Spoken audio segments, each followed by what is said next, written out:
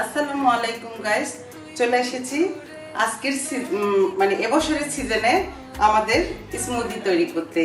আর এই স্মুদি তৈরি করার জন্য প্রথমত আমি নিয়েছি এই যে 1 কাপ টক দই, আর এটা আমি এখন ব্লেন্ডারের জগে ঢেলে দিচ্ছি।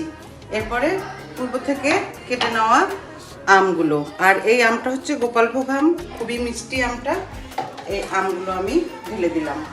এরপরে আমি ঢেলে দেব 1 কাপ দইয়ের জন্য 2 গ্লাস পানি। আর দই কিন্তু আমার ঘরে টক দই সবসময় স্টকেই থাকে, কারণ টক দই দিয়ে আমরা বিভিন্ন ধরনের আইটেম করে খাই। বিশেষ করে এই সামার সিজনটাতে আমাদের টক দই ঘরে থাকা চাই। আর তারপরে দিব এই যে চিনি। এখানে আপনারা আপনাদের মেজারমেন্ট অনুযায়ী চিনি দিতে পারেন। আমি দিয়ে দিলাম 1/4 কাপ চিনি। এই চিনি দিয়ে এখন এটা ব্লেন্ড করে নেব। ব্লেন্ড করার পরে এরপরে সার্ভিং অবস্থায় আপনাদেরকে দেখাবো কিভাবে স্মুদিটা সার্ভ করা হয়।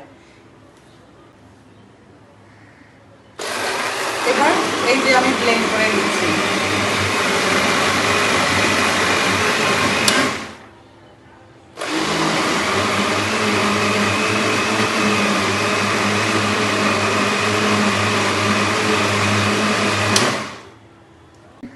এই পর্যায়ে আমি এই তো আমাদের স্মুদি এখন সার্ভ করব।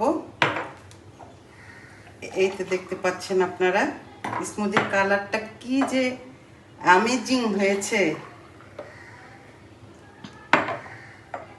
এই তো যেহেতু এখন আমার বাসায় জামাই, মেয়েরা সবাই, তাই সবাই মিলে আমরা এই স্মুদি এখন